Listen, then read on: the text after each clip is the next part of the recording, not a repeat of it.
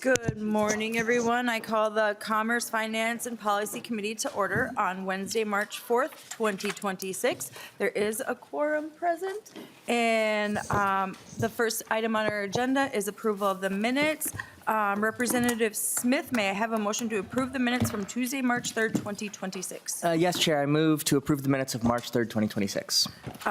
Representative Smith moves the minutes for Tuesday, March 3rd. Any discussion? Hearing none. All those in favor signify by saying aye. Aye. Opposed? Motion prevails.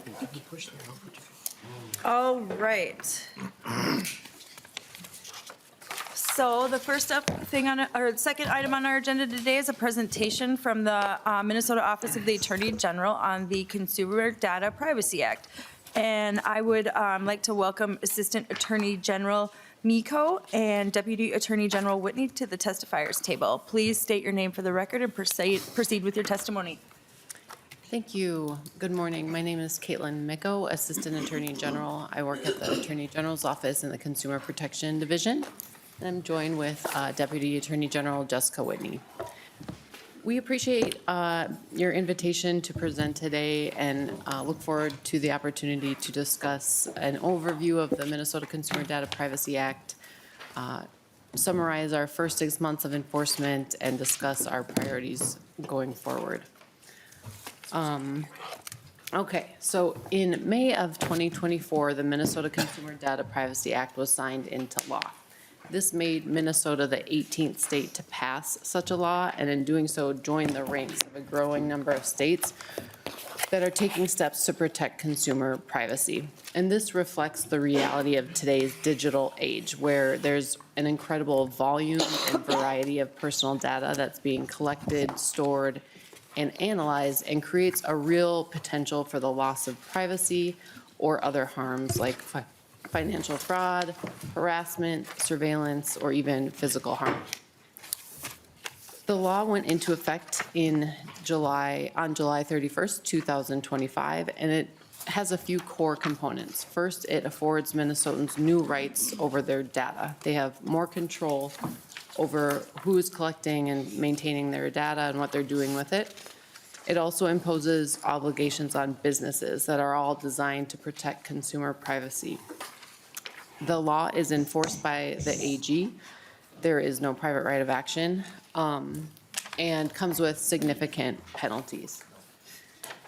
Also want to mention that the law provided for a notice or warning letter requirement where for the first 6 months that the law was effective, our office was required to send a warning letter to any target identifying the potential violations before we could bring an enforcement action.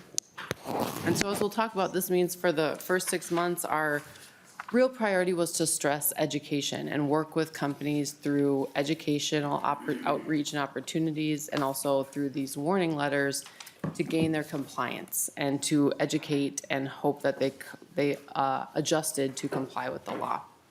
That requirement has now expired as of January 31st. And now we're coming up on about 2 years since the law was passed. So we are moving into an enforcement posture. And given that this area is really quite ripe for enforcement, we do expect meaningful settlements in the coming years. So let's talk about the scope of the law. Our law follows a similar framework to that of other states. And it really is centered around essentially two questions. The first being, if a business collects the data of more than 100,000 consumers, then they'd fall within the scope of the law. Or if they're in the data business and they derive more than a quarter of their gross revenue from the sale of personal data, that also brings them within the scope of the law. I noted on the slide here there are exemptions, both what we call entity level, where the entire entity is no longer subject to the law if they meet certain requirements. There's also data level exemptions, where if certain data that a company is collecting is already regulated by a law like HIPAA or the GLBA, then that data is not subject to the law. Okay, so for businesses that are subject to the law, there are several clear requirements. For example, businesses need to be transparent about what data they collect and why, and to whom it's shared. There's also an affirmative obligation to safeguard the data. They need to have reasonable security practices. And they have to obtain consent before they collect certain types of data, namely sensitive data. And that's a defined term, which includes things like specific location or any data about children under 13, and then other important points like a person's racial or ethnic origin, religion, sexual orientation, or citizenship status. There's other obligations here too, but I'll leave it there. In terms of consumer rights, as I mentioned, the NCDPA empowers Minnesotans with key rights over their personal data. So as of last year, Minnesotans can now ask a company, what information are you collecting about me? I would like a copy of that, maybe to move to a different company. And they can also, very importantly, ask that their data be deleted.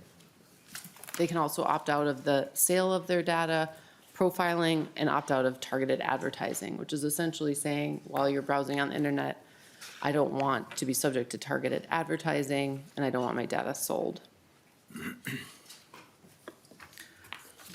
So in the first 6 months, we assembled a team.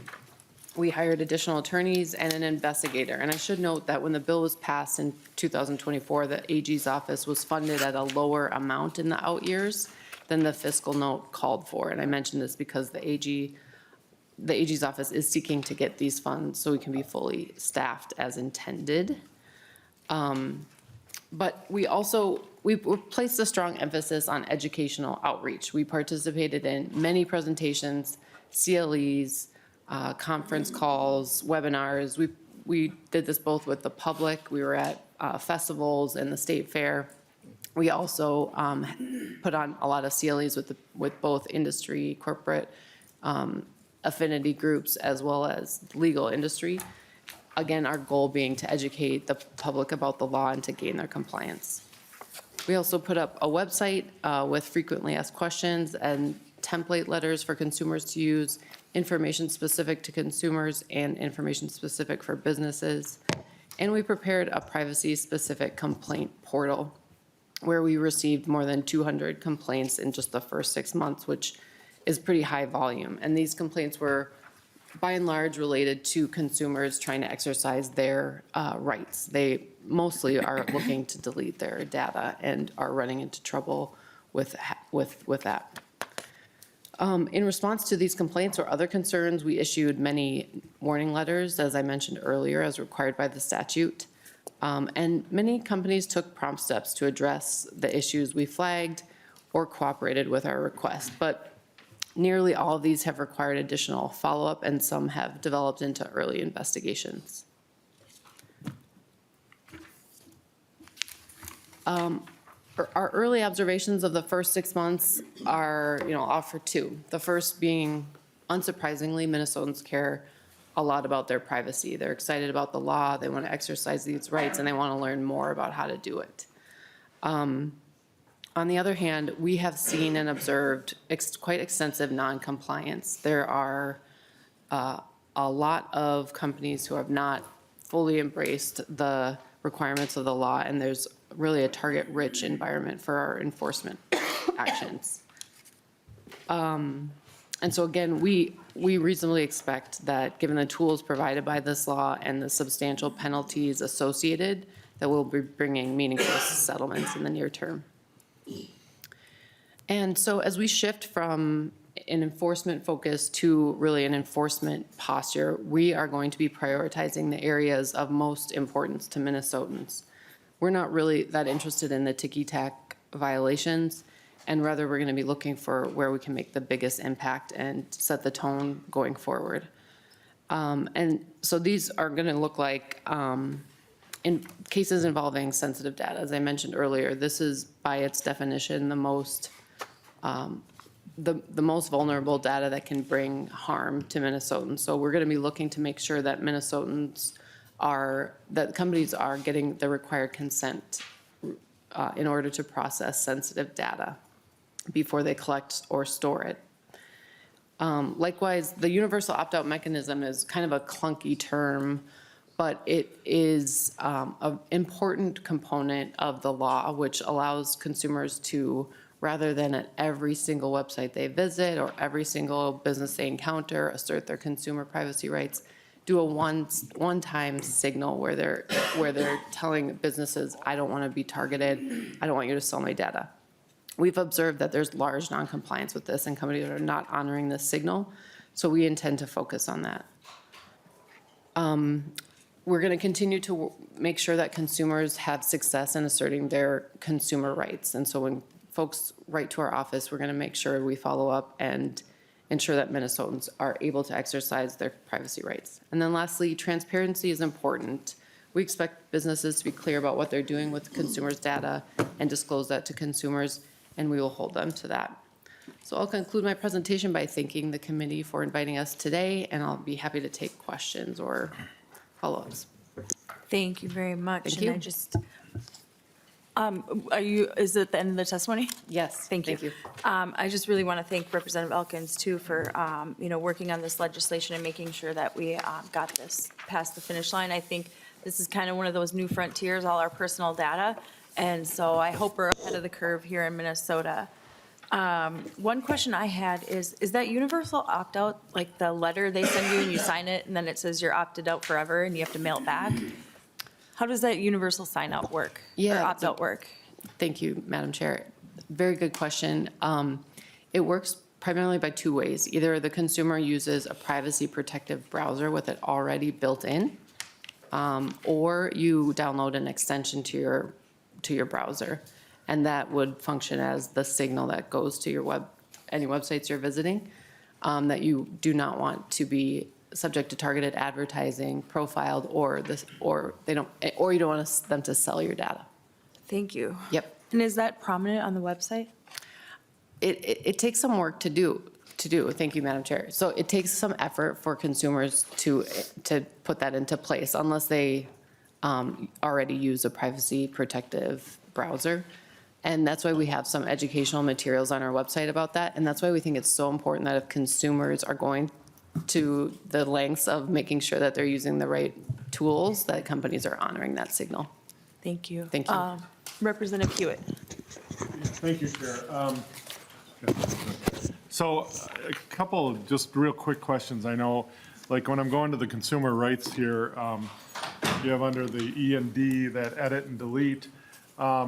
What happens if the companies don't go through with either editing or deleting based on what the consumer gave them? What happens beyond that? Ms. Miko? Thank you, Madam Chair, Representative. If I understand your question right, the company is required to respond to a consumer rights request within 45 days. And if they decline to act on the consumer's request, they need to tell the consumer that, which would then allow the consumer to take further action by, following up with the company or contacting our office. Representative Hewitt? Thank you, Chair. And last question is, I'm concerned, I came from state government, the State Government Committee, and I really am concerned about this with your office, Deputy AG. We've been putting more things on your department for several years now. We really haven't upped your budget for more staff.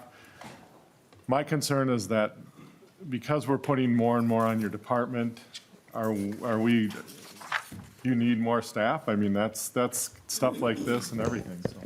Ms. Whitney? Madam Chair, thank you. Thank you for that concern. This was funded, and it was fully funded for the first year. And then I think through a miscommunication, the funding decreased by, was it $250,000 for the second year?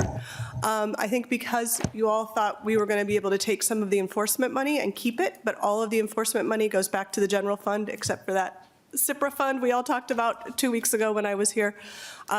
So if we could get it funded fully going forward, that would be ideal because we were able to hire some new folks, but not as many as I think you all wanted and we think would be necessary. This is an incredibly important area. As Caitlin was saying, we've seen a lot of violations already. We've got subpoenas, civil investigative demands out and are looking at what we can do to enforce it when companies don't do what they're supposed to do and don't edit or delete people's information. Representative Hewitt? Thank you, Madam Chair. Representative Elkins? Oh, yeah, I wanted to, first of all, pile on with Representative Hewitt and staff here, but we do need some extra funding. We got extra funding to set up the office in the original bill, but, given the workload, we didn't provide all the funding that was described in the fiscal note for the bill, and so we do need some money from State Gov to fully staff the department. Group. And then in terms of the universal opt-out, the two browsers that have the best capabilities right now are DuckDuckGo and Mozilla Firefox. It's pretty easy. I use Firefox as my primary browser for that reason, and it's pretty easy to set it up. Thank you, Representative Elkins. Representative Dosseth. Thank you, Chair. Question I've got is, what do we have for, you mentioned we're now rolling into enforcement and penalties. Can you explain what that looks like? And a follow-up question would be is, what are we doing to make sure that this isn't weaponized against small businesses as we move forward as well? Assistant AG. Thank you, Chair, Representative. So first of all, small businesses are exempt from, small business as defined by the SBA are exempt from the law, except that they are still prohibited from selling sensitive data. Okay. So that's a critical point to your question. In terms of penalties, the statute calls for up to $7,500 per violation, which is substantial when you talk about the nature of this work. It will add up quickly. So we're going to be going after, what we see as the most critical violations, so that, again, we're not really interested in the ticky-tack violations, because you can basically go to any website and find a problem with their privacy notice. It's not that hard to find violations, but we're going to be looking for what is most important to Minnesotans and really focusing in on that. Representative Johnson. Representative Falconer. Yeah, thank you, Chair. Thanks for the presentation. I think just to kind of step back, just wondering, when you mentioned groups, data, I'm assuming kind of data brokers that are compiling all this information, where, how do they actually get the data? Like, where are they getting it from? But then could you explain too, what do they do with it? Because I think it would just be important to set the table on why people should opt out if that's what they want to do. Assistant Attorney General. Thank you, Chair, Representative. Data brokers are in the business of scraping data from any and all websites. I'm not a data broker expert, but my understanding is from any and all public sources, but also importantly from like apps and your and activity online. So some websites are working with companies to track what you're doing online, even just your scrolling or what you put in your cart. And they're collecting all that information and creating profiles about each of us to be used mostly in the digital marketing space. It's a very vast and complicated marketplace, but that's generally what they're doing. They're vacuuming up as much information from all of our online activity and creating profiles about each of us in order to sell but if that information gets in the wrong hands, it can become very problematic. Madam Chair, is it okay if I add something? Yes, Ms. And I would say the use of this information can be really pernicious. They're getting your face now and everything. They can create apps. The data brokers sell to folks who create apps, and someone can just take a picture of your face and identify who you are. They can say where you live. You open up your weather app every morning and that tells you where you live. Weather apps are notorious for tracking you. Plus, you've got 2 bills on surveillance pricing coming up. That is an area where this data is used, right, to set at the highest price you will pay, essentially. So I think it's really important that consumers are on top of this, and I think we're up to about 20 states now that have this, bipartisan states. It's not a blue thing, it's not a red thing. All states are looking at this. And then I just wanted to address the representative's question about weaponizing the statute. We are really working with businesses to come into compliance, and as long as it's not willful noncompliance or real abuse of the data, right now we're still going to get them into compliance. That's all we want. It's much easier for us. There's so many violators out there. Get the companies into compliance. We're not trying to target anyone. We're trying to protect people. So, Representative Falconer, and then we'll have Representative Elkins, and then Representative Dodseth, and then we do need to move on to the next bill for scheduling purposes. Great, thank you. Just one quick follow-up comment, just that, yeah, I forget when or who said it, but I've often, as I'm teaching my kids, like, how to use apps, websites responsibly as well. The quote is something like, if an app is free, you are the product. That's right. And so I think it's really important for people to realize that these companies are making a lot of money off of our data, selling it to whoever wants to buy it for whatever purposes. And I would encourage everybody, yeah, if you don't want that to happen for your personal data, your face, as you said, take advantage of this. Thanks. Representative Elkins. Yeah, thank you, Madam Chair. So just, we will continue to work on improving the law as well. So we've already heard a bill in this committee and passed it on to judiciary that would bring the protections of for the data that's collected from our apps and our devices more firmly within the law, defining it as sensitive data. We have a bill in the reviser's queue that would set up a regulatory regime for data brokers. And working with this team to on a technical cleanup bill to plug any of the issues that these guys are running into as they move to enforce the law. Thank you. Representative Dodseth. Thank you, Madam Chair. Just a follow-up question on your statement about willful. How do you determine what willful looks like? Madam Chair. No, that's a great question, and that's what we do in sort of every investigation, and that's why we have subpoena power to sort of look at, to ask them questions, to look at documents, and usually it's like, we know this is going on. You find this sort of smoking gun email, or you get answers to the questions where you can see a pattern, right? It's not just, here's a company, they've tried their best, and that you can see, going back and forth, looking how to comply with the law, but there's something more there in the investigation. Representative Dodseth. Thank you. Seeing no further discussion or questions from the committee, thank you so much for the presentation. And we will now move on to our first bill for the day. So up next is House File 3408, Representative Chair Kotyza-Witthuhn.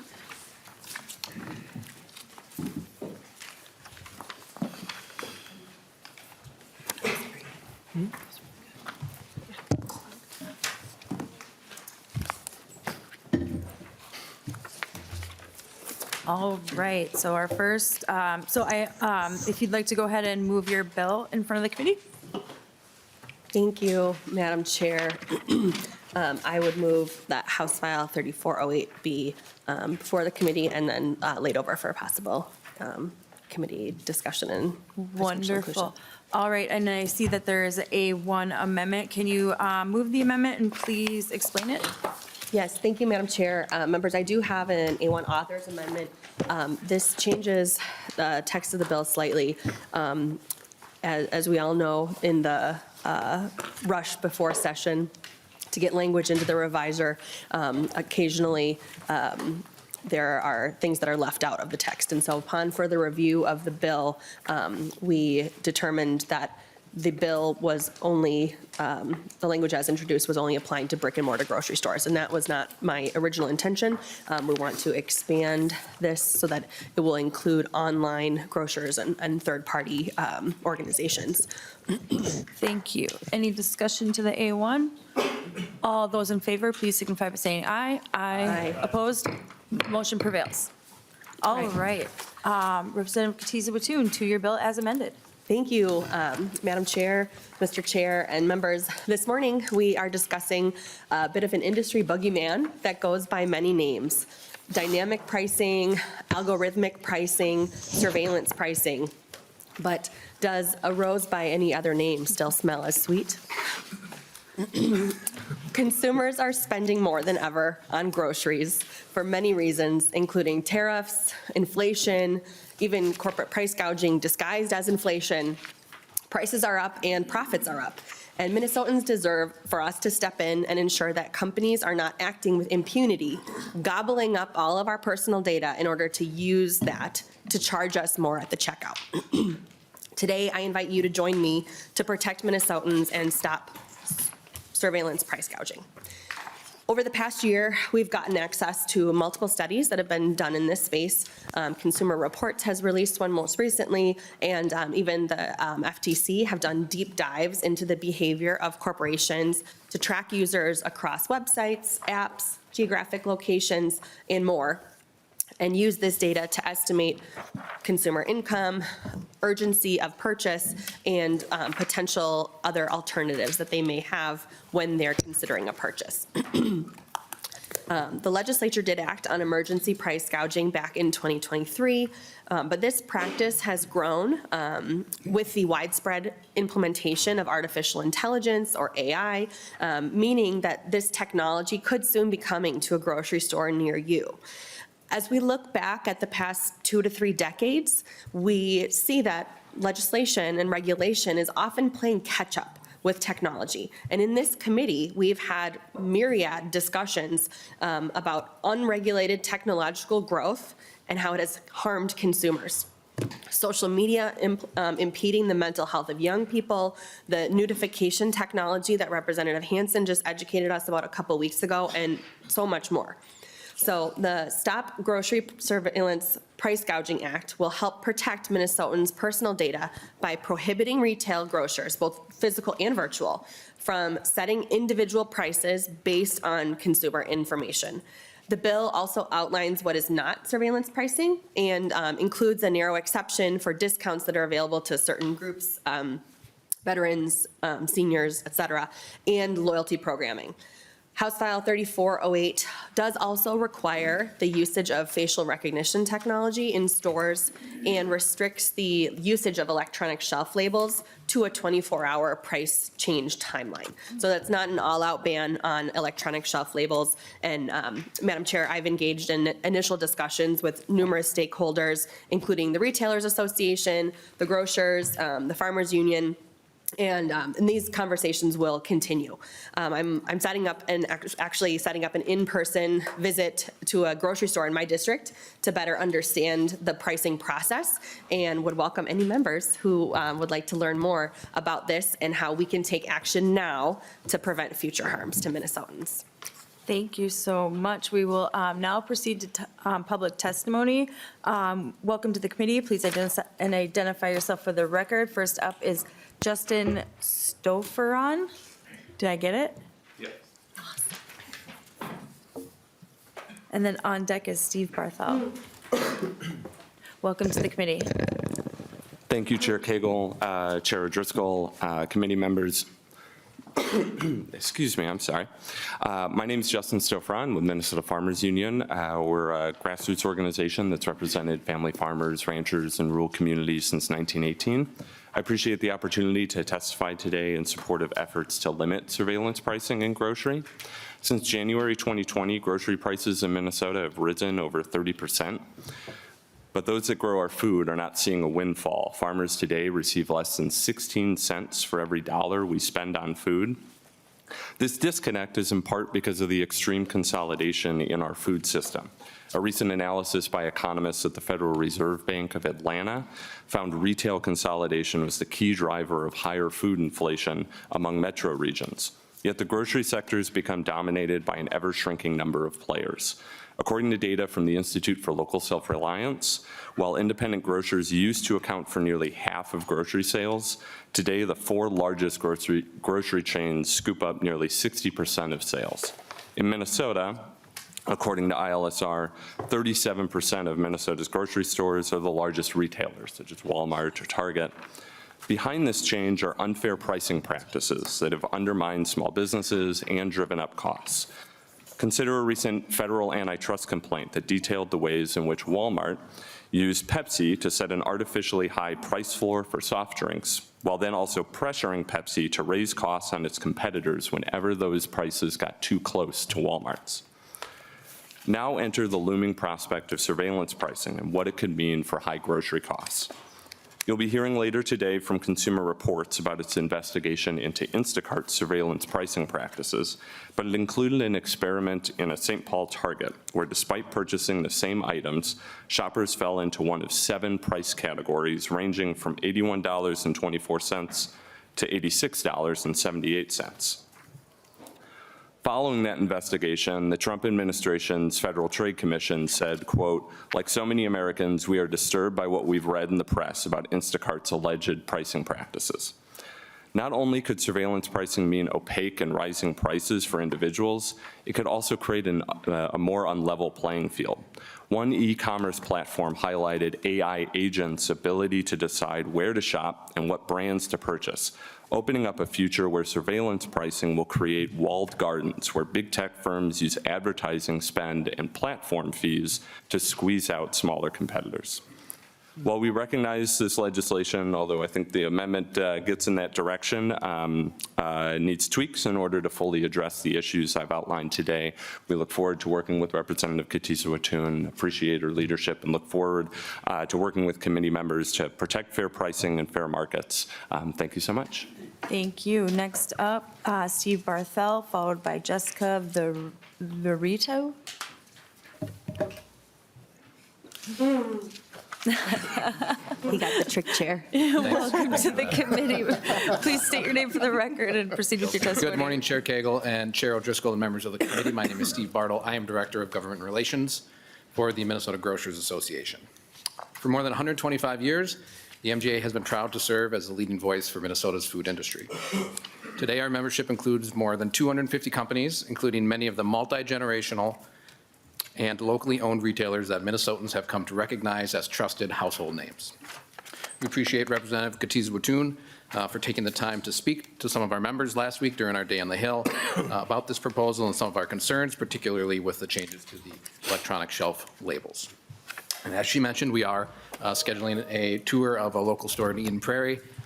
Would welcome any other members of this committee to either that meeting or to one in your own district to show you how a grocery store's pricing system operates and why. And we think that that background on how that pricing works would help kind of ground this discussion on the operational realities of running a store and clarify why this type of surveillance pricing described in this bill is not a practice among our retailers.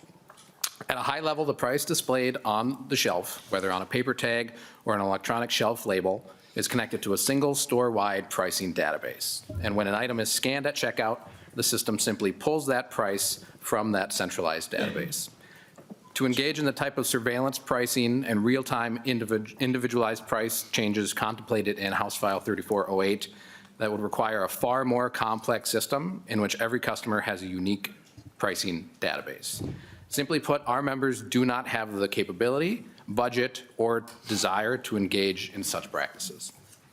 Community grocers sponsor local organizations and festivals, support youth sports teams, and donate millions of meals to food shelves every year to help their neighbors. They do all this while operating on a slim margin of 1.5% to 2%, selling products that mostly range from $2 to $6. Their focus is on serving and winning their customers by delivering quality products, offering them at competitive prices, and providing an exceptional customer service, not by squeezing extra nickels and dimes from their customers through pricing gimmicks. At the same time, independent retailers face significant challenges. Continued market consolidation and competition from dominant national chains like Walmart and Amazon, steeply rising labor rates and costly state mandates, tariffs, mounting property taxes, growing energy prices, and increasing levels of theft, all of which are outside of their control. Retailers are constantly seeking operational efficiencies to mitigate these growing costs. Electronic shelf labels are one such tool. There's nothing nefarious about ESL technology. It is simply a more efficient, environmentally friendly, and accurate method for displaying prices. ESLs eliminate the need to manually print and replace paper tags, a major task in stores that average more than 32,000 items, and significantly reduce the staff time required to do routine pricing updates. We do not believe the legislature should be restricting ESL technology in an effort to prevent a practice, mainly surveillance pricing in brick and mortar grocery stores, that is not occurring. Again, thank you to Representative Kotyza-Witthuhn and to the committee for your time. The invitation remains open for anyone who would like to come to a store in their local area to learn more about the operation, the challenges, and how these pricing systems work. So thank you very much. Thank you. If you wouldn't mind, is Representative Hewitt, did you have a question to this testifier? I will later, but we can Okay. keep going. All right, thank you. Next up, Jessica Verito. I hope I'm saying that right. My Italian family would be. Welcome to the committee. Good morning, Madam Chair, members of the committee. My name is Jessica Vittorio, and I serve as Senior Vice President for Legal Risk and Compliance for Fusion Group, Inc., based in Dallas, Texas. Our America's headquarters is in Dallas, Texas. We are a global retail technology company, and most notably, we produce ESL systems. So I am here, I have some concerns about the language in the bill at issue here, specifically the prohibition on ESLs, but really I think this is a good opportunity to provide some technical context on how modern retail pricing systems work, and most critically, how they don't work. We've seen this in a lot of places throughout the country, and we've heard this in other places in the hearing today. There's a call both from your constituents and around the country to ensure that pricing is transparent and fair, and that's a practice that we've worked really hard in the background to ensure that our products help support. And we've worked with a lot of organizations to do that, so I'm excited to share some of that information with y'all. First, I think it's important to recognize that retail pricing technologies, specifically ESLs, are not surveillance technology. ESLs provide information and improve how pricing is displayed, but they do not use cameras, facial recognition, or biometric identifiers. They do not ingest personal information, personal data, or demographic information. The prices that displayed are uniform for all customers, just as they are with paper labels. Additionally, surge pricing is not a feature of retail pricing technology. Retail prices are typically set in advance, often days and weeks ahead, based on inventory cycles, supplier contracts, and promotional calendars. Prices change infrequently, not dynamically, and ESLs were technically and functionally designed with those pricing cycles in mind, not the ones contemplated by surge pricing cycles. A 2025 study conducted by a variety of researchers from a handful of independent academic organizations examined more than 380 million grocery transactions across more than 100 stores and found no statistically or economically meaningful increase in temporary price increases following the adoption of ESLs. That study was completed in mid to late 2025. I always think it's important to note whenever a technology company gets up here, oftentimes you'll see them through a trade association. Our industry does not have a trade association. We don't coordinate studies like this in the background. I work for the company directly. So, we're not engaged in a process of trying to convince retailers, regulators, or the industry that we're not doing something that we are in fact doing. In addition to that, as I mentioned, we work really heavily with regulators and with regulatory bodies. Federal technical standards recognize ESLs as a compliant and consumer-friendly pricing tool. In 2025, the National Institute of Standards and Technology published its unit pricing guide, which explicitly recognizes in the best practices section ESLs as an acceptable and recommended method for displaying unit pricing when implemented properly. This guidance was developed in a multi-year process with input from state regulators and consumer advocacy organizations, including Consumer Reports, who I believe you'll hear from later today. I know that there's some concerns from some labor organizations related to retail pricing technology and the reduction or displacement of workers. But I think it's important to recognize when we talk about pricing, there's a variety of systems at play here. The ESL, where you're going to see the price displayed, is not the same system as your point of sale system at a store. It's also not the same system as your pricing database system. And those systems are not owned by the same companies. They're not owned by subsidiaries of the same companies. The companies that produce the point of sale systems are completely separate from my company, for example. So I know that there's been some concern about automation of jobs, but the ESLs do not automate core retail jobs. They replace a single manual task, repeatedly printing, cutting, and taping paper price tags. And in practice, what we've seen is that retailers adopting digital pricing technology have employees spending less time on ladders, changing tags, and more time assisting customers on the floor and mostly picking e-commerce orders. I commend the bill author because there's a lot of important questions to be raised here about how data is being used in automatic decision-making. But ESL systems, as currently used in Minnesota, are not an example of the harmful and predatory practices that are contemplated. We do not surveil customers. We don't personalize prices. We're not encouraging surge pricing. So I'm happy to answer any technical questions that y'all have and happy to be a resource to the bill's sponsor and the committee. Thank you. Next up is Will Hagan.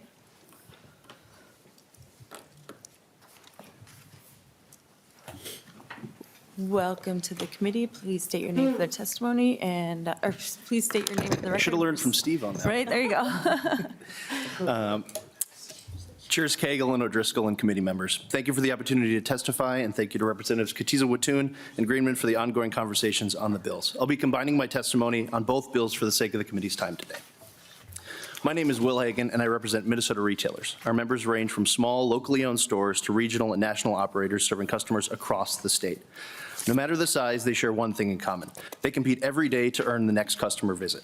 At the core of retail is a simple truth. Success depends on offering the best value, not the highest price. Retailers do not win by charging more. They win by staying competitive. And in today's environment, that competition is intense. Today's consumers can compare prices instantly and switch stores easily. That constant competitive pressure disciplines pricing in real time. If a retailer prices too high, customers leave, sometimes permanently. In that way, competition itself is one of the strongest protections for consumer affordability. Retailers use pricing tools and digital systems for one purpose, to remain competitive and deliver value. Importantly, these tools are not limited to large companies.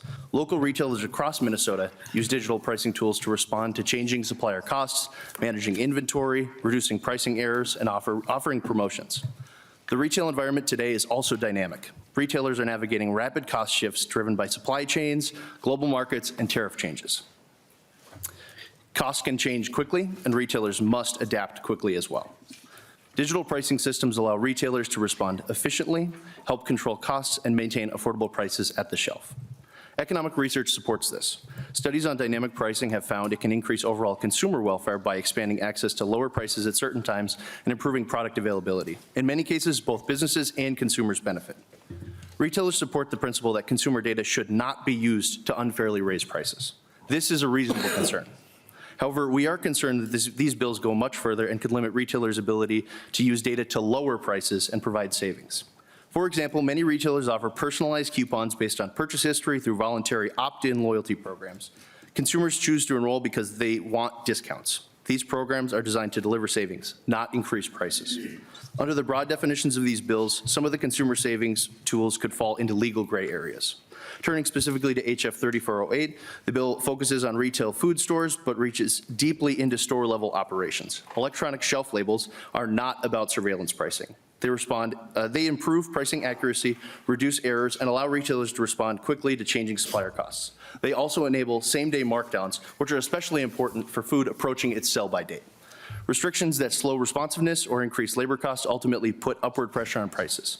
HF 3794 goes further. It applies broadly to automated decision systems and extends into workforce management by defining wage to include scheduling, task assignments, and incentive structures. Retail workforce systems are designed to align staffing with customer demand and ensure stores operate efficiently. Regulating those systems under a surveillance pricing framework creates significant complexity and uncertainty. It's also worth noting that we don't believe any other state has enacted a law with this level of scope regulating both pricing and wages in this way. These bills should also be considered alongside Minnesota's existing consumer data privacy law, which already establishes standards around data collection, consent, and use. Finally, the broader policy context matters. To date, there has not been a widely established pervasive surveillance-based pricing abuses in stores. I'll end by saying we support transparency, fairness, and protecting consumers. But affordability is driven by competition, efficiency, and the ability to adapt. We appreciate the goal of protecting consumers. However, the impacts of these bills should not unintentionally eliminate discounts, increase operational costs, or restrict tools that help retailers deliver savings to customers. Thank you. Thank you. Any other testifiers or any members of the public wishing to testify? Seeing none, I will move to, For this bill? 3408. Please, if you'd like to come up to the rostrum, please state your name for the record and proceed with your testimony. The rostrum? Is that really? Welcome to the committee. If you could please state your name for the record and proceed with your testimony. Yes, good morning, Chair Kegel and Chair O'Driscoll. Thank you for having me here. My name is Tara Hoops. I am representing the Chamber of Progress. We are a tech industry association that is supportive of technology's most progressive future. Thank you again for having us here. We agree at a time when the cost of living is the #1 issue for Americans across the board. This bill asks Minnesota to ban speculative, unproven harms while putting real grocery savings at risk. Despite years of headlines about surveillance pricing, there is little evidence that grocery stores are using personal data to charge individual shoppers higher prices. This shouldn't be a surprise because grocery retail is intensely competitive.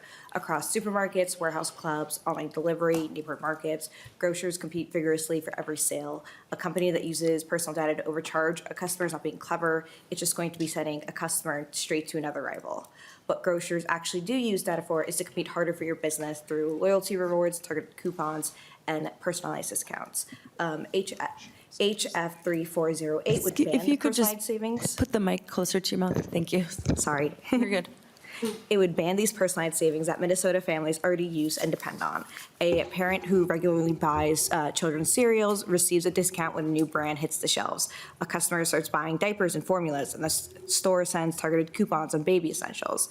A delivery service notices you haven't ordered in weeks, sends a discount on your most purchased items. A grocer identifies shoppers who consistently buy store brand products and directs additional savings their way. These definitions are broad enough to prohibit every one of these practices. The bill defines personal information to include 14 categories of data, from purchase history and browsing activity to a catch-all covering a consumer's actions, habits, behaviors, and attributes. Any customized price based even partly on this data would violate the law.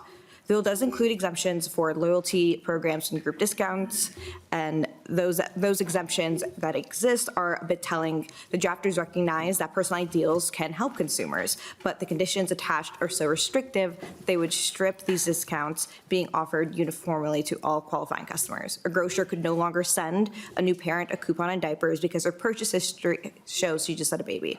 The store would have to offer that coupon to every loyalty member, regardless of whether they have children. If every promotion must be offered universally, many grocers would simply stop offering them. The result is not fair pricing, it is fewer discounts. Consumers are not passive in this exchange. 70% say they value loyalty programs. About 1 in 4 consumers earning under $40,000 a year choose their supermarket based on loyalty program memberships.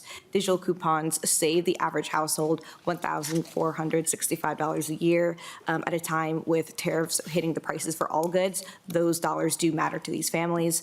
These families who rely on these savings are mainly going to be low-income households, particularly those with children. These are people who would lose the most if this bill does pass. This bill also restricts ESLs that we have heard a lot from various testifiers in grocery stores, limiting price changes to once per day and requiring stores to maintain redundant paper tags for every item.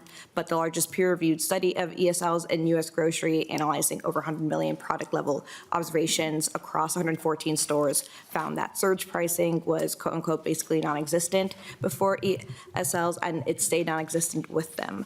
What ESLs do enable is more frequent markdowns on perishable goods nearing expiration, which research shows can reduce grocery food waste by up to 21%.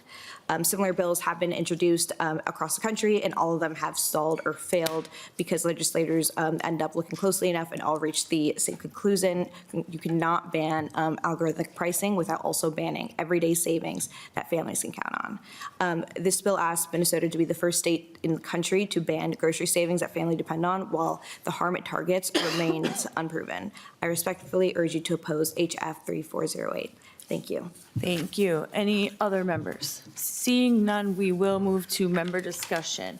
Representative Hewitt. Thank you, Madam Chair. And I have some notes here I wanted to discuss real quick. But it's interesting to listen to the different testifiers today, and I don't know if this is a question more or if the representative could lay in on this. But what I've noticed even from the testimony today, this seems to be a group of people that don't even know they're in the room designing this outfit. It's basically, well, we'll take a little here, and a little here, and then we'll put together the software that does exactly what you're saying. And this frustrates me because I know it when one of the testifiers today said, Walmart sets the price. Well, Walmart sets the price, and that same price on Pepsi is what Rosemount Concessions is paying based on Walmart's pricing, so we get taken advantage of at a nonprofit sporting event. And so this affects us all across the board, and I really appreciate you carrying this bill. I mean, farmers only getting 16% of the take. Minnesota's economy is based on agriculture still. We really need to look at this. This isn't up, and I got to tell you, I'm going to get a burner phone and basically take it to the grocery store with me now because I don't want anybody to know I'm there. So this is very concerning. Thank you, Representative, for carrying this bill. This is really important. We need to act. Thank you, Representative Hewitt. Representative Dodseth. Thank you, Madam Chair. I guess I've got a quick question for the small-town grocer testifier that's here, if he could come up for a moment. Oh, the Grocers Association. All right, Mr. Barthel, welcome back to the committee, or to the table. We Representative chose the other chair. Oh, good call. Thinking. Thank you, Madam Chair. I guess the question I would have is on the unexpected consequences that might happen through this. Do you foresee any potential discounts that may be eliminated to the consumer? I guess I'll give you a brief scenario. Say if there's a order of Easter ham that's coming in and the retailer has an opportunity to actually move that product robustly quite quickly, would this slow up that process to be able to post that and get that information out there to the consumers? Mr. Barthel? Madam Chair and Representative Dodseth, if a store had electronic shelf labels and were limited to only changing the price up to once a day, and the price was set, then they would be restricted from updating that price later in the day, whether it's hams or bananas or whatever the item might be. Representative Dodseth? I think that pretty much answers my question. Just hearing that it may need some additional guardrails in place. I have another question for you, Mr. Barthel. How often are grocers changing labels per day? Right. Madam Chair, generally prices don't change very often, right? There are daily changes, there are weekly changes, right? Usually when you get your flyer in the mail, right? A lot of those are 2-week windows, right? So the prices don't often change, but when they need to, it's for those perishable items or items that are trying to be moved more quickly. Generally speaking, though, price changes don't happen continually. Right. and- So if you are trying to move an item quickly, does that price change like throughout the day? Or is it one day it's, this price and, oh, it's getting a little bit closer, we better lower it a couple more dollars? I'm just trying to get a sense of how often are the prices changing? Because if we're allowing a 24-hour window and prices aren't changing, within 2 weeks, just kind of curious about how requiring, just that we have a baseline 24-hour pricing, I guess. How does that work practically? Right. Thank you, Madam Chair. I think it depends on the store specifically, but I don't think you would see, like hourly price changes on an item, right, as you're getting closer to the end of the day and we need to get rid of these products. I don't think it's not that you're going to be seeing the price of an item change, 2, 3, 4 times. Maybe there's a later in the day, right? Maybe once as you get into the afternoon time, you could see it change. Like the I don't day-old think that's very common. Right. But that is a scenario that could potentially be impacted. And if I may, just one comment about changing prices and if we're changing individually for customers, right, the hypothetical where they're being tracked through the store, which I can tell you our members do not have the technology or the ability to do. The level of risk that runs for that retailer, put yourself in those shoes as a customer. If you see a price change, right, you're in the same aisle as another customer, and you see a price change while you're standing there, something tells me you're not going to be going back to that store. If you lose trust with that retailer, it's an extremely competitive market, and you will probably look to go somewhere else. So this concept of constantly changing prices for individuals, one is something we're not able to do, we're interested in doing. Two would be an extremely risky practice for an industry that's based on trust and consumer loyalty. Right. Okay, so it sounds like we could probably work on that electronic pricing or shelf labels to figure out, the best way to make it work for you guys so that Minnesota grocers have an advantage over some of these giant retailers that are undercutting our markets. We want to see grocers our grocers succeed. Yeah. And so I know I've been out to a store with you guys, and I know the work you do. And so, we want to make sure that you guys are succeeding and that this is putting you on the same playing field as the giant conglomerates that can consolidate and set prices. Yeah, So, thank you, Madam Chair. And we will continue to work with Representative Kotyza-Witthuhn on this language and potential areas that we can work together. Wonderful. Representative Dodseth, did you have, or Representative Finke? Thank you, Madam Chair. Representative for your bill and to the testifiers. I just want to make a quick technology comment here. We've heard a lot of people here saying that the thing that a lot of people are very concerned about isn't happening, right? We are assured that this is not happening. And we are going to talk about these electronic price tags in the future. And I think that we should. But I also it's important for us as lawmakers to recognize that, and I said this in judiciary yesterday, and I'll say it over and over again, it is our natural habitat as lawmakers to live in the blind spot way behind new technology. And once these new technologies are in place, we never catch them, right? We're seeing that with crypto, we're seeing that with AI, we see that with drones. Pick your technology. We're told it's not happening, we don't end up regulating it, and then we spend 10 years trying to catch up to technology that is out of control. So I would just want us to make sure that even if something is not happening now, we know what is happening. We know what direction things are moving in. We know that stores are starting to just not have price tags on their products, right? The trend towards just not labeling how much something costs in the store is increasing. So I would like to make sure that we don't moderate the language of the bill such that we end up allowing something to happen because it's not happening now, because once it's out of the bottle, it's never going back in.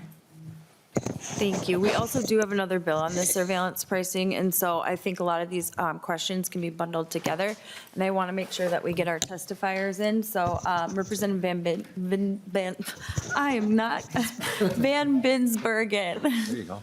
I got to just keep Thank you, Madam Chair. Well, my question, I guess, really does go back to, well, first of all, I just want to thank the retailers out there and the small business owners. I have a concern how this is going to play out in our small communities, and I'd like you to kind of address that and how you feel that taking place. And then, I just really want to know about, can you give some specific examples of where there's really been harm done are we really, I don't see this happening in Minnesota, that individuals are getting charged a higher price. And can you just give a little more evidence of that? Thank you, Representative. I know that we have somebody from Consumer Reports who actually did a study here in Minnesota, and so I think that question can be answered with the testifier coming up. But yeah, there are, and Representative Kotyza-Witthuhn? Thank you, Madam Chair, and thank you, Representative Van Binsbergen, for the question. That's exactly what they want you to think. Right? I mean, this is not just about, I see you rolling your eyes. I mean, some healthy skepticism is just fine when we are looking at preventing harm, right? But that is what the corporations want you to think. This isn't happening, or it's only happening once in a while, and it's not happening to people in my community until it is. And to Representative Finke's point, that is the pattern that the legislature and that Congress has followed when it comes to technology advancements for the last 20, 30, 40 years. You know, I mean, part of the reason why I'm carrying this bill, and it's not exactly applicable, but if any of you have seen the movie Minority Report with Tom Cruise,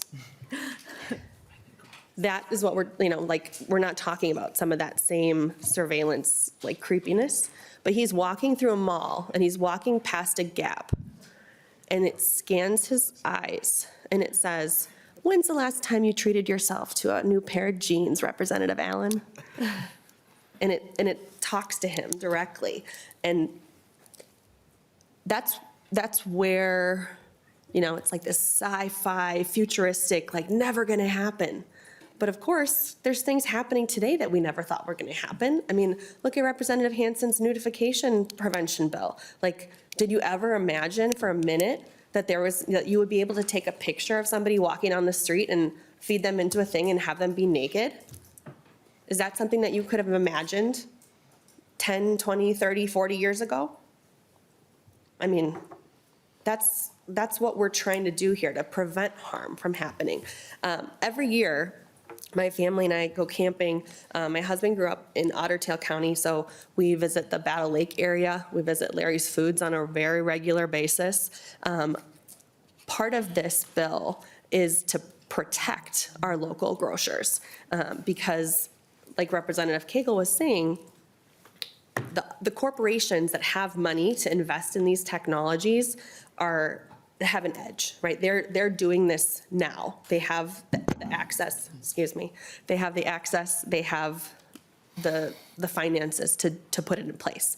As technology continues advancing and growing cheaper and more widespread, then potentially some of these retailers may have access to some of those changes. But at that point, is it too late for them to catch up? And so when we look at banning these practices, it means that the stores who aren't doing it then can more easily compete with the stores who are trying to take advantage of consumers. And that's, I guess, the way that I look at this legislation and the good that we can do together to prevent those future harms if they're not happening now.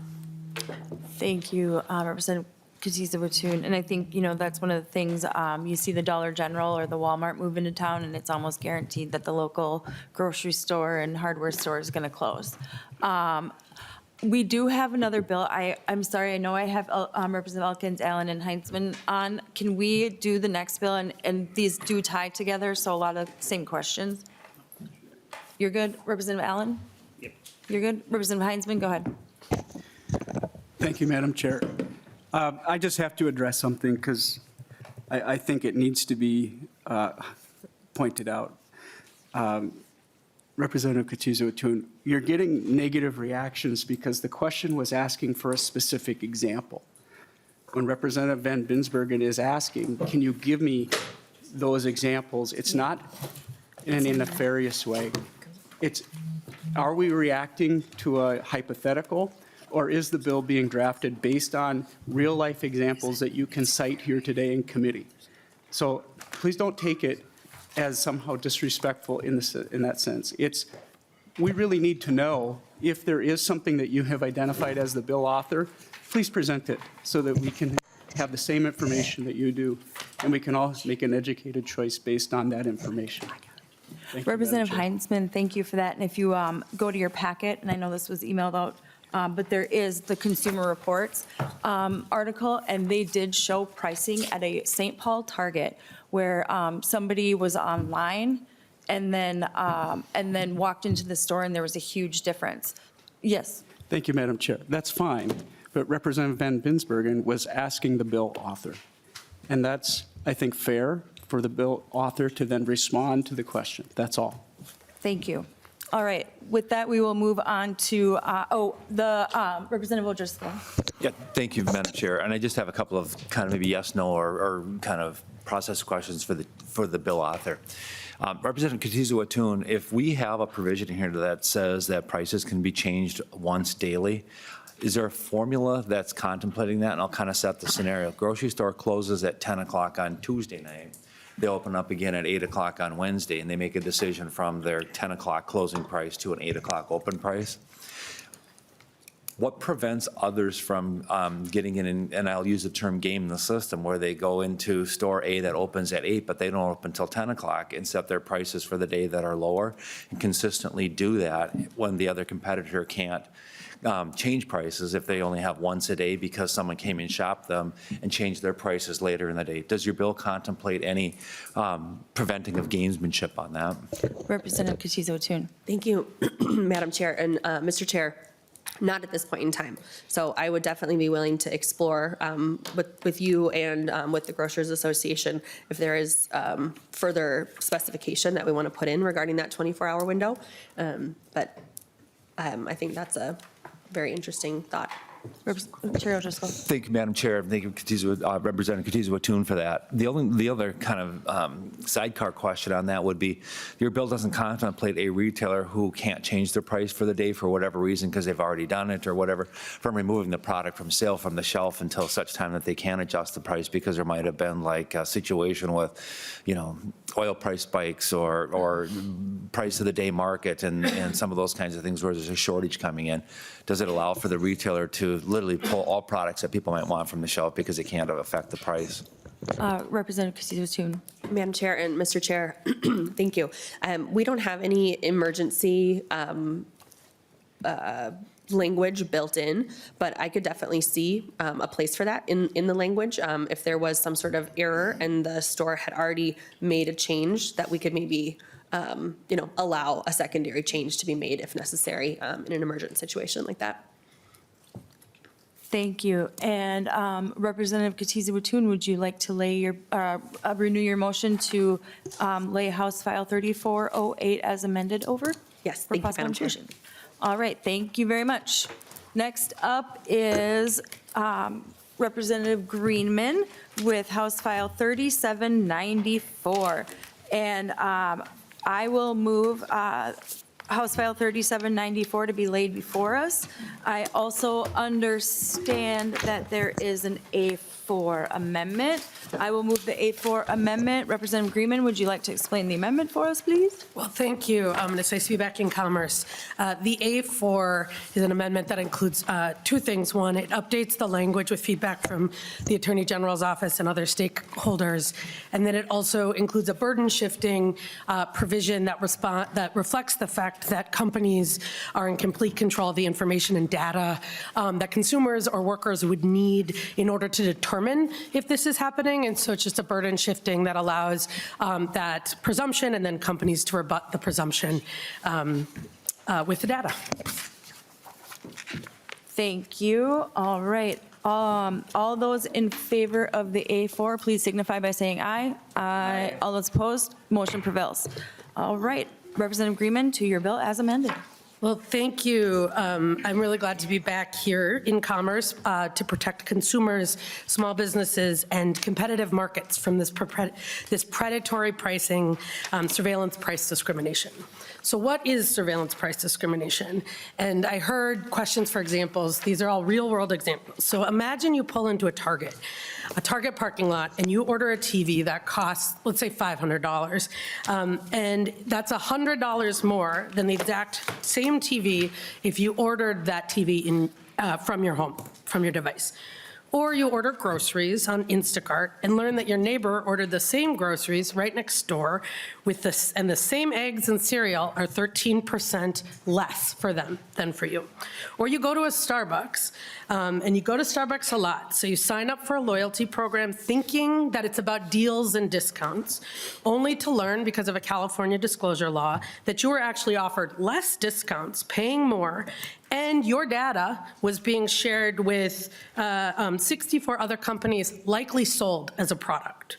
These are real-world examples of how companies are using your personal data and high-tech AI tools right now to personalize prices based on the personal data that they have been collecting on all of us.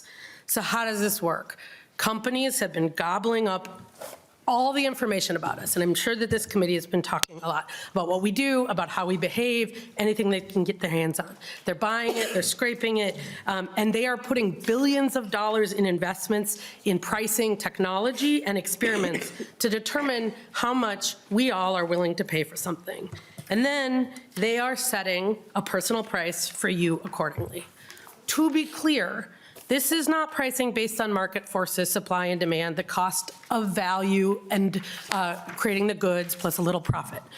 This is about pricing based on you, tailored to find the maximum amount you will pay and then charge you for it.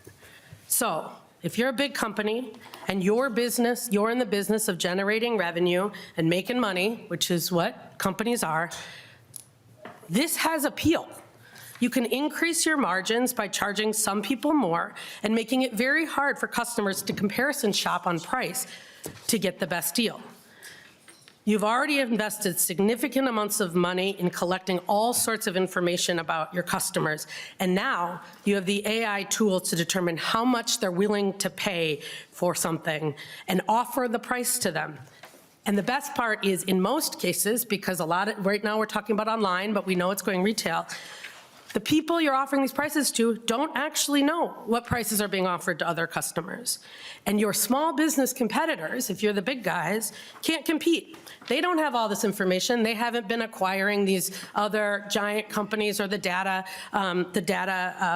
companies. They are not using price clearinghouses. So they don't know or are able to compete either. You can make a lot more money with surveillance pricing than just charging prices based on market research. And this isn't hypothetical. We've heard a lot of the advocacy groups saying it's hypothetical. I just gave you 3 examples. There's a bunch of reports in your packet about how this is happening today. The biggest businesses in the world are investing hundreds of billions of dollars to scale up their surveillance price gouging schemes. And they're quietly integrating this strategy into online retail platforms, but as Google announced, to AI chatbots too. This is a game changer for them. They are calling it the pricing revolution. But this revolution is being driven by big tech, Wall Street middlemen, and the retail giants at the expense of public, consumers, and small businesses. And the reason they're keeping it quiet is because consumers hate it. 84% of Americans said that they are concerned by AI-driven price gouging. It's just creepy. They're hoarding all this information on us. There's a black box that controls the prices, and they're giving us different prices than our neighbors. That just isn't fair. And so, well, these companies aren't telling regulators, they're not coming and telling us what they're doing, they're not telling the public. They have been bragging about this to their investors and to the corporate middlemen that are helping them do this. Corporate CEO consultant McKinsey said of surveillance pricing, it can enhance pricing to generate 2 to 7% points on sustained margin improvements. Listen to these investor calls. They're talking about why they're investing billions of dollars in this. Long story short, it's time to act before the price revolution leaves big tech in charge of prices and Minnesota consumers with less power and paying higher prices. That's why we need this bill. So what this bill does is it bans the practice of surveillance-based pricing and wage discrimination. It's defined, which is defined as automated decision-making to inform individual prices and wages, which is just the price of labor, based on surveillance data regarding the consumer workers. It requires companies that are using this automated data to tell customers and the public about it. And the amendment I explained adds this burden shifting.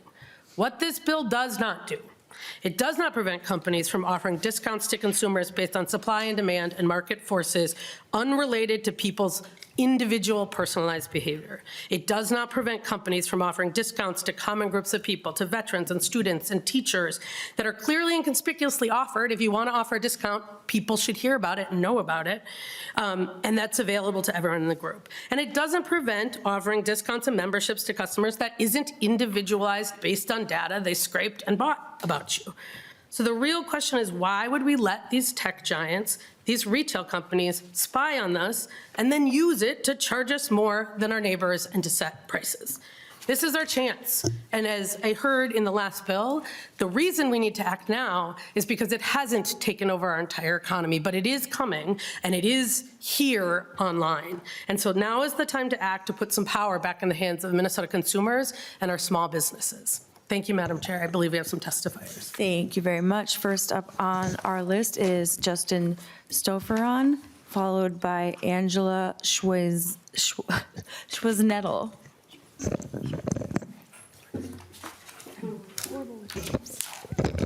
Welcome to the committee again. State your name for the record and proceed.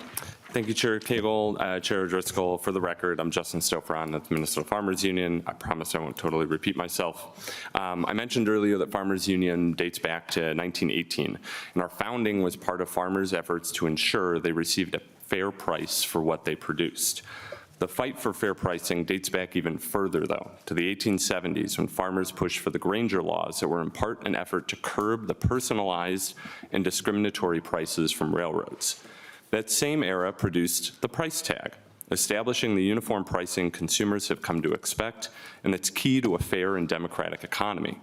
Polling from the economic think tank Groundwork Collaborative finds that 83% of Americans believe that businesses should charge all customers the same price for the same item. Surveillance pricing threatens to undermine fairness by using opaque and predatory pricing strategies that undermine consumer liberty and price transparency, leading to higher costs on Minnesota families. Today presents an opportunity for the legislature to get out ahead of an anti-competitive practice that will thrive in what writer Cory Doctorow calls the, quote, vast underground empire of non-consensual data harvesting. Some surveillance pricing companies have boasted about their ability to predict things like when you'll get paid, suggesting a future where payday will also mean higher prices. Earlier this year, Google announced its move to integrate its AI platform Gemini into retail, including a service called Direct Offers, where businesses will pay to allow Google to set prices when it makes recommendations. It's not hard to see how a monopolist like Google, with its dominance over search and advertising, could turn this into a system of kickbacks and tacit collusion to the detriment of consumers and independent businesses. While we focused on consumers, powerful seed companies and fertilizer suppliers and other companies in agriculture are already squeezing farmers. What might they do with an AI price setting tool? All of this serves to create a marketplace where there are no true prices. And to the discussion about discounts here today, that's also going to, if we don't know the true price of things, how do you know if you're getting a discount? In competitive markets, surveillance pricing would not be nearly as attractive a strategy, but in consolidated markets, this is a powerful mechanism for gouging buyers.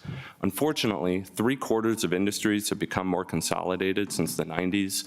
The economy as a whole has grown 50% more consolidated since 2005. And at the current rate of consolidation, it's estimated by 2070, we'll have just one company per industry. As legislators discuss the issue of affordability, cracking down on surveillance pricing is a way to help address one of the root causes of our affordability crisis, the unfair pricing strategies being employed across the economy. I want to thank Representative Greenman for leadership on this issue, and MFU looks forward to working with members on this committee to create a fairer and more democratic economy that works for all Minnesotans. Thank you. Thank you. All right, next up, Angela Schwaznettel. And then after that, we have Grace Gidi on Zoom. Welcome to the committee. Please state your name for the record and proceed with your testimony. Sure. Hi, my name is Angela Schwaznettel. I own Moon Palace Books, a neighborhood bookstore in South Minneapolis. We opened in 2012, and one of the things I've worked really hard on since we opened was our website. Bookstores have the reputation of being a little old-fashioned, a little bit anti-tech, so it was really important to me to have a functional website that people could use to order books. And we work really hard to have all of our inventory up live on our website so that when people are shopping at 3 a.m., they can see exactly what we have in stock and what we don't. When they call and say, your website says you have 3 copies, I can say, if our website says we have 3 copies, we have 3 copies. There are a couple of changes we've seen recently in book selling. We've always had trouble with people coming in and looking for books that we're unable to order for them because they're published only on Amazon and are only available through them or through their exclusive ebook format. But lately, we've had people coming in looking for books that simply do not exist and have been made up by AI. Sometimes it's a book by their favorite author that they think they've somehow missed, and sometimes it's been recommended to them from ChatGPT or some other AI-written article that after much searching, it turns out that the title and the author have simply been made up. The other thing that happens is when we have a book like our best-selling nonfiction title, The Gales of November, The Untold Story of the Edmund Fitzgerald, that is currently only available in hardcover, and our customers, who like most people are price conscious, are searching for the book in a cheaper paper book format. When I search Gales of November paperback on Amazon, my top 3 results are books with the same title and similar covers, but with different authors that are using AI to publish a book that looks exactly like the book that everyone wants to read, but isn't. Now, if what you're into are shipwrecks, and you come into my store, and we are happy to sell you a book and recommend a book about shipwrecks, but what we won't do is charge you more because you like books on shipwrecks for those same books than other customers. And when my customers search for a book on our website, everybody gets the same result with a price that doesn't change depending on who they are, what data they may or may not have agreed to share. When they're searching for the same book on a retailer like Amazon, they may be getting different results and prices depending on who they are and how much the algorithm thinks it can get them to pay. They might get a cheaper result the first time they buy something, and then they always think they're going to get a better deal from that vendor, even if the algorithm has figured out that based on where they live or what their credit score is or some other mysterious combination of data, they're shown a higher price. I don't want my customers to be shown a cheaper price because they've stopped in my store to price compare or looked at my website. I don't want them to be shown a higher price than their neighbor who hasn't come to my store or checked out my website. I don't want that as a consumer, and I don't want that for my customers, for my competition. Thank you. Thank you very much. Next up is Grace Dehe, and she's on Zoom. If you could just introduce yourself for the committee and proceed with your testimony. Good afternoon, Chair Cagle, Rep. Johnson, and honorable members of the committee. My name is Grace Getty, and I'm a policy analyst at Consumer Reports, where I focus on consumer protection issues in artificial intelligence policy. Consumer Reports is well known for testing vacuums, cars, everything, putting out a magazine. We're a nonpartisan nonprofit with 6 million members across the US, and we also do consumer protection advocacy. I'm here to urge an aye vote on HF 3794. Surveillance pricing is an affordability issue and an enormous source of frustration for consumers, which I know because we asked our members about it and we got an outpouring of responses. So one member, for example, told us about their practice of clearing their browser history while searching for flights and seeing the prices change. Another member shared their experience of shopping online for an electric razor, seeing a discount code, then looking at a more expensive razor, and then navigating back to the original razor only to find that the discount was now gone. Another member shared that when they use a VPN and change their location, the IP address that kind of tells other websites where you are in the country, they saw lower prices for flights. Consumers shouldn't have to be playing these games. They shouldn't have to use a VPN to pretend they're in a different city just to figure out if they're being played. They shouldn't be worried that if they check out a more expensive product, it'll impact the price of other products they see. And these are their lived experiences, but they're examples borne out by investigative journalism too. So one example, an investigative journalist writing for the outlet San Francisco Gate, SF Gate, did this controlled experiment where they looked at prices offered for a specific hotel room in Manhattan on a specific date, and then varied his system, browser, cookies, location, that's his computer's IP address. And when he found that when he changed his IP address from the Bay Area to locations like Phoenix or Kansas City, the prices for that exact same hotel room on the same night dropped by more than $200 per night in one instance and more than $500 per night in another instance. I've submitted some written testimony that includes several other examples of surveillance pricing, along with some suggestions CR has to ensure the bill works well for consumers and the marketplace writ large. And I just want to address the discount issue as well, because I know it's already come up today, and I suspect it'll continue to come up in conversation. This bill already has a really thoughtful exemption for these kind of commonly understood group discounts that are kind of tied in some ways to people's personal data, right? So they need to be addressed in the bill. That's, your veteran discount, your senior discount, what have you. There's one more narrowly crafted discount exemption we would suggest adding, and I'm happy to talk more about that issue. It's something we've given a lot of thought to, though, because discounts based on personal data, people's click rates, demographics, search history, inferences about their income, these do need a bit of sunlight for these do need a bit of sunlight, because we can't live in a world where the prices that people ultimately pay after discounts are secret. And there's evidence of some pretty creepy, honestly, profiling happening in the world of discounts. So happy to speak more to that, but I know we've got a lot of folks trying to testify, and you're trying to hear a lot of bills today. So I appreciate the time. Thank you, and if you could just stay on Zoom if there's any questions from members. Next up, we have Jenny Hill, followed by Jonathan Cotter. If you could please come to Jenny Hill is online. If you could please just state your name for the record and proceed with your testimony.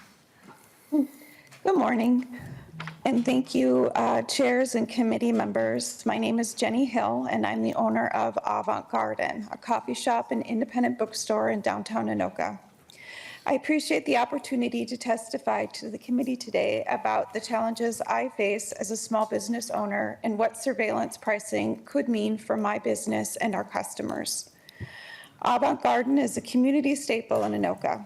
We are passionate about building civic engagement by hosting ongoing events and establishing partnerships with trusted organizations to raise awareness and donations for mutual aid. We are currently preparing to sponsor the Anoka County Library's Summer Reading Challenge. Last summer was our first time with this sponsorship, and this resulted in over 1,000 donations to reading participants, adults and children. This year, we anticipate even more. We do this work not because we are independently wealthy, but because we see the benefits firsthand of an established reading culture and what that brings to our community. We have built a strong sense of goodwill due to our outreach. However, we experience the inability to compete with big box stores and online retailers. Every day, we encounter readers who are delighted to find our store and enjoy the browsing experience and exposure to titles they likely would not have discovered if it were not for us. It is very common to have an in-depth conversation about their discovery in hopes they will buy the book from us and support our business, only to have them take a picture of it instead and find it available for sometimes less than cost on Amazon. This scenario in itself is an impossible one to compete with, and I can't imagine what surveillance pricing would do for us and our community. In conclusion, I hope this committee will take action to put meaningful guardrails around the practice of surveillance pricing and help ensure a level playing field for small businesses and their customers. I want to thank Representative Greenman for her leadership on this issue and would be happy to answer any questions. Thank you. Thank you very much. Next up, Jonathan Cotter, followed by Nina DeSalvo.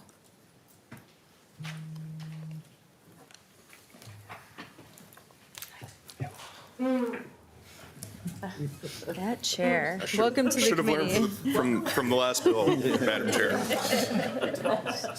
Welcome to the committee. State your name for the record and proceed with your testimony, please. Thank you. Chair Cagle, Chair O'Driscoll, and members of the committee, my name is Jonathan Cotter, Director of Healthcare and Commerce Policy with the Minnesota Chamber of Commerce. On behalf of the Minnesota Chamber of Commerce and our 6,300 member businesses across the state, we appreciate the intent behind this proposal. Consumers and workers should be treated fairly in the marketplace. However, we have significant concerns with House File 3794 as amended. The bill regulates what it defines as surveillance data, automatic decision systems, and surveillance price discrimination, terms broad enough to encompass routine behavioral and transactional information used in business analytics. Across retail, hospitality, logistics, manufacturing and technology sectors, employers rely on automated tools to manage inventory, prevent fraud, administer loyalty programs, respond to demand, and structure compensation systems. These are foundational components of modern commerce and often lower cost to consumers. Although the bill contains exclusions for cost-based pricing, public discounts, insurance risk data, and federally regulated credit decisions, the boundaries between prohibited conduct and those exclusions may be difficult to apply in practice. For example, the bill allows price differences based on differences in cost incurred to provide a good or service, but it may be challenging for employers to determine what types of data inputs or operational factors qualify under that standard.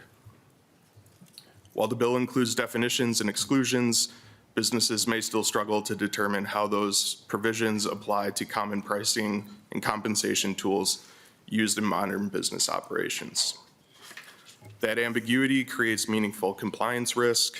Employers would be forced to self-interpret complex definitions with potential enforcement consequences. Regulatory uncertainty increases legal exposure, slows innovation, and discourages investment. Beyond just the pricing of goods, this bill similarly oversteps into management of workplaces directly, seeking to impose new regulatory frameworks addressing what the bill characterizes as surveillance-based wage discrimination. Following recent substantial changes in the workplace regulatory environment over the past 3 years, employers need to have the autonomy to make staffing decisions and provide wages, benefits, and schedules that are appropriate for their workplace and responsive to workplace needs. Workplaces in Minnesota already are heavily regulated. The Chamber continues to oppose the increasing number of workplace mandates by the legislature to interfere with this dynamic. For these reasons, we cannot support House File 3794 as drafted. Thank you for your consideration of our position. Thank you. Next up is Nina DeSalvo. Nina? Going once? Should be on. No. All right, I don't see Nina. Is there any members of the public wishing to testify? Please go up, and if you could please make your remarks short, we would like to move to member discussion, so thank you.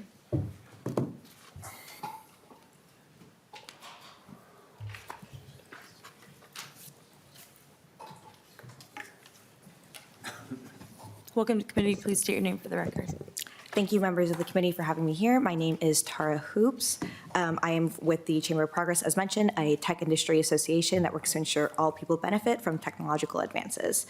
I am here to respectfully urge you to oppose HF 3794. At a time when the cost of living is the #1 issue facing American families, this bill asks Minnesota to ban speculative, unproven harms while putting real consumer savings at risk.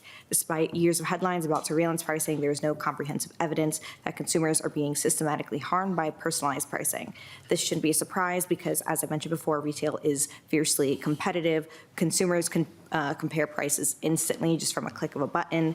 What companies actually use data for is to compete harder for your business.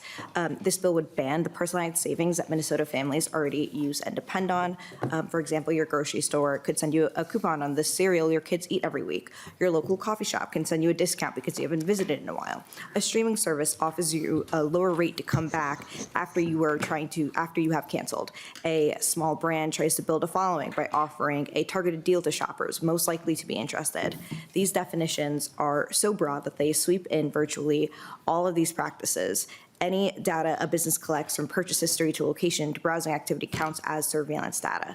Any software that helps inform a price qualifies as automated decision system. The result is that everyday discounts, targeted promotions, and loyalty rewards all fall on the wrong side of the ban.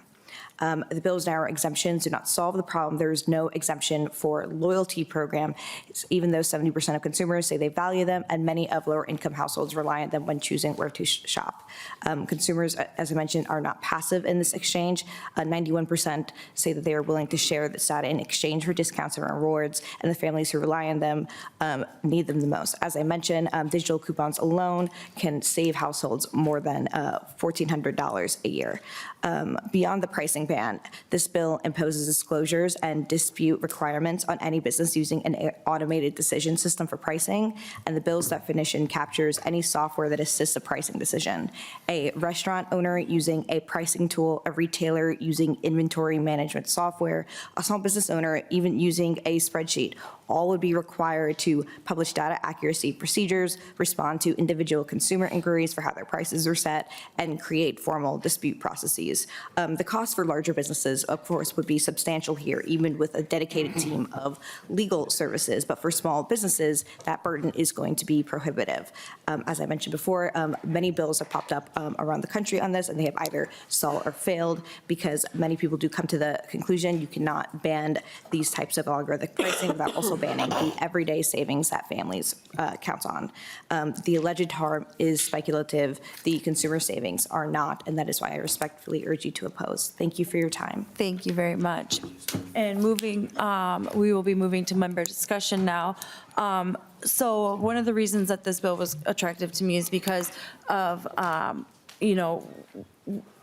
our society is based on capitalism, and for capitalism, we need free markets, we need competitiveness, and we need transparency. And I really see, this price setting or the surveillance pricing really enables companies to hide the prices. They're extracting more wealth from the middle class. It's rewarding data monopolies instead of competition. Allowing algorithmic collusion, discriminatory pricing, and number one, just eroding trusts in the market. And so I'm really happy that you brought this bill. Representative Elkins, I have you on the list. Thank you, Madam Chair.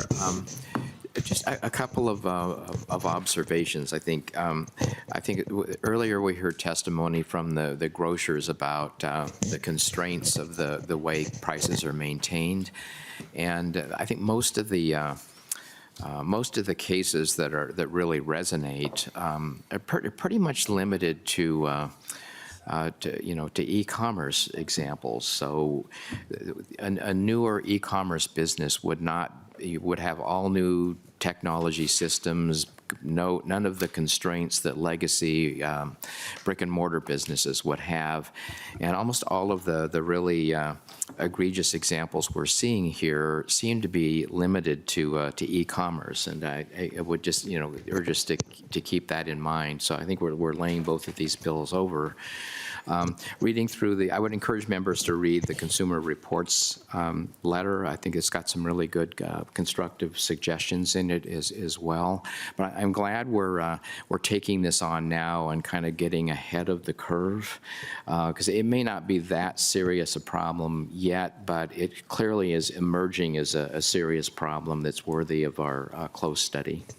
Thank you, Representative Elkins. Representative Allen. I had you on the list from last time. No? Okay. Representative Smith. Thank you, Chair.